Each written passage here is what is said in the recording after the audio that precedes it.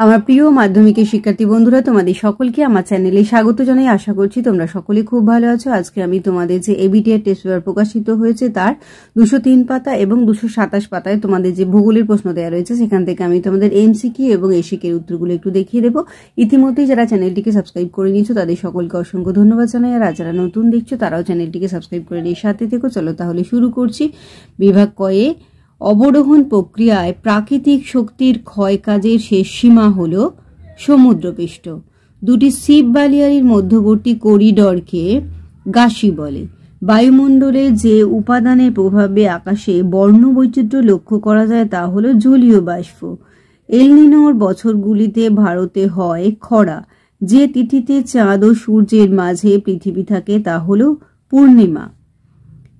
আগুলহাস স্রোত দেখা যায় ভারত মহাসাগরে। তেজস্ক্রিয় বজ্রের মূল উৎস পারমাণবিক শিল্প। ম্যাকমোহন লাইনটি দেখা যায় এটা অরুণাচল প্রদেশে।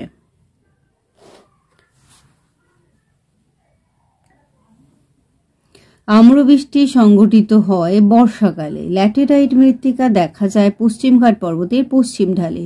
রেটুন প্রথা প্রয়োগ করা হয় ইক্ষু চাষে। উত্তর ভারতের ম্যানচেস্টার বলা হয় কানপুরকে। ভারতের দীর্ঘতম জাতীয় সড়কপথটি হল NH-44। টপোগ্রাফিক্যাল মানচিত্রে সমোন্নতি রেখা অঙ্কন করা হয় যে রং দিয়ে তা হল বাদামি। এবার দেখো বিভাগ ক্ষয়েতে বলা হচ্ছে নিম্নলিখিত বাক্যগুলো শুদ্ধ হলে পাশে সু আর অশুদ্ধ হলে পাশে অ লেখো। নদীবাহিত প্রস্তরখণ্ডের সঙ্গে নদীর তলদেশে সংঘর্ষের ফলে যে ক্ষয় হয় তাকে অবঘর্ষ ক্ষয় বলে, এটা হবে সু। বালুকাময় মরুভূমিকে সাহারায় রেগ বলে, এটাও হবে সু। পর্বতের প্রতিবাদ ঢালে শৈলক্ষে বৃষ্টিপাত হয়, এটাও হবে সু। ডিডিটি একটি বিষহীন বজ্র, এটা হয়ে যাবে অ। কুমায়ুন হিমালয়ে হিমবাহ সৃষ্ট হ্রদগুলিকে কয়াল বলে, এটাও হয়ে যাবে অ। বিপিও কথাটি তথ্য প্রযুক্তি শিল্পের সঙ্গে যুক্ত, এটা হয়ে যাবে সু। উপগ্রহ চিত্রে ছদ্ম রং ব্যবহার করা হয়, এটা হবে অ। 2.2 দেখো শূন্যস্থান পূরণ। ফানেল আকৃতি চওড়া নদী মোহনাকে বলে, এটা হবে খাঁড়ি। উষ্ণ ও শীতল সীমান্তের সৃষ্টি হয়, এটা হবে নাতিশীতোষ্ণ ঘূর্ণাবর্তের ক্ষেত্রে। পরেরটা হবে ল্যাভাডর স্রোতের প্রভাবে নিউফাউন্ডল্যান্ড অঞ্চলে তুষারপাত ঘটে। অব্যবহৃত অকেজো মোবাইল একটি, এটা হবে ইলেকট্রনিক বজ্র। পরেরটা হয়ে যাবে ঝুম হলো উত্তর পূর্ব ভারতের এক প্রকার স্থানান্তর আদিম কৃষি পদ্ধতি।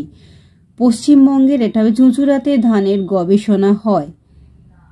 SPOT স্পট নামক দূর সংবেদন উপগ্রহটি, এটা হবে ফ্রান্স দেশের প্রেরিত উপগ্রহ। 2.3 একটি বা দুটি বাক্যে উত্তর দাও। নদী বাঁকের কোন দিকে ক্ষয় বেশি ঘটে, এটা হবে অবতল দিকে। কোন জেট বায়ু ভারতে মৌসুমী বায়ুর আগমনে সহায়তা করে, এটা হবে ক্রান্তীয় পূবালি। চাঁদ ও পৃথিবীর মধ্যে সর্বাধিক দূরত্বপূর্ণ অবস্থানকে কি বলে, অ্যাপোজি। দুটি পরিবেশ মিত্র বজ্রের উদাহরণ দাও, এটা হবে সবজির খোসা আর দেবে কাগজ। কোন দ্বীপের দক্ষিণতম বিন্দু ইন্দিরা পয়েন্ট, এটা হবে আন্দামান নিকোবর দ্বীপপুঞ্জের। ভাকরা নাঙ্গাল নদী পরিকল্পনা কোন নদীতে গড়ে উঠেছে, শতুদ্র নদীতে। ভারতের সর্বাধুনিক বন্দরের নাম কি, জওহরলাল নেহেরু বন্দর। উপগ্রহ চিত্রের ক্ষুদ্রতম একক কি, এটা হবে পিক্সেল। বাম দিকের সঙ্গে ডান দিক মেলাতে বলা হচ্ছে 2.4 দেখো কফি। 2.4.1 কফি হয়ে যাবে চিকমাগালুর। আঁধি হয়ে যাবে রাজস্থান আর কোলেরু হ্রদ হয়ে যাবে অন্ধ্রপ্রদেশ। ডেকান ট্র্যাপ হয়ে যাবে কৃষ্ণ মৃত্তিকা। এবারে আমরা চলে এলাম 227 পাতাতে। পর্যায়নের প্রধান মাধ্যম হলো নদী। প্রস্তরখণ্ড আবৃত মরুভূমিকে মিশরে বলে সেরির। নৈশদ্যুতি মেঘ বায়ুমণ্ডলে যে স্তরে দেখা যায় তা হল মেসোস্ফিয়ার। বায়ুর আপেক্ষিক আর্দ্রতা পরিমাপক যন্ত্র হলো হাইগ্রোমিটার। এল নিনোর প্রভাব দেখা যায় প্রশান্ত মহাসাগরে। প্রশান্ত মহাসাগরের একটি শীতল সমুদ্র স্রোত হলো বেরিং স্রোত। একটি ধাতব বজ্র হলো সীসা। ভারতের দক্ষিণতম পর্বত হলো, এটা হবে কার্ডামাম। ভারতে অবস্থিত হিমালয়ের সর্বোচ্চ শৃঙ্গ হলো কাঞ্চনজঙ্ঘা। ভারতের কেন্দ্রীয় কফি গবেষণাগারটি অবস্থিত চিকমাগালুর। ভারতের প্রথম লৌহ ইস্পাত কেন্দ্র গড়ে ওঠে পশ্চিমবঙ্গে। শিপিং লাইন হলো জাহাজের সংস্থা। 2011 সালের আদমশুমারি অনুযায়ী ভারতে মহানগরের সংখ্যা 53। 73F/15 মানচিত্রে RF হলো 1:50000। এইবার দেখো বলা হয়েছে বিভাগ ক্ষয়েতে বাক্যটি শুদ্ধ হলে সু আর অশুদ্ধ হলে অ লিখতে বলা হয়েছে। মরু অঞ্চলের অবশিষ্ট পাহাড়গুলিকে ইনসেলবার্জ বলে, এটা হবে সু। উষ্ণ বায়ুর আপেক্ষিক আর্দ্রতা বেশি, এটা হবে অ। মেঘালয় মালভূমি দাক্ষিণাত্য মালভূমির অংশবিশেষ, এটা হয়ে যাবে অ।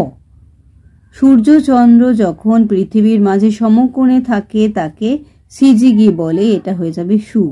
তথ্য প্রযুক্তি শিল্পকে গ্লোবাল শিল্প বলে, এটা হবে অ।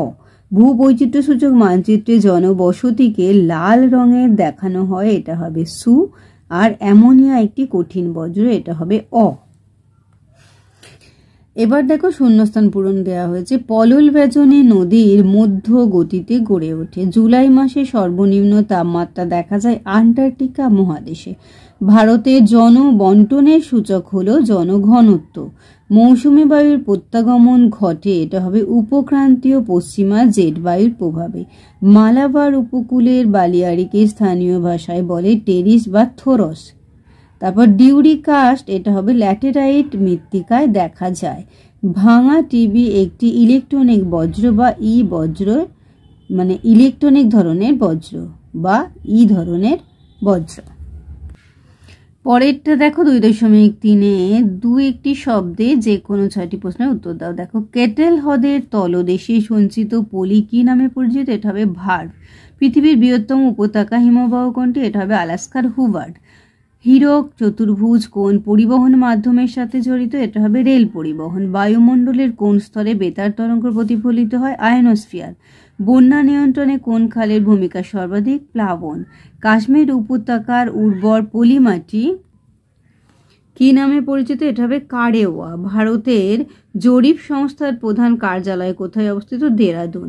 শতকরা বনভূমির হারে ভারতের কোন রাজ্য এগিয়ে, এটা হবে মিজোরাম।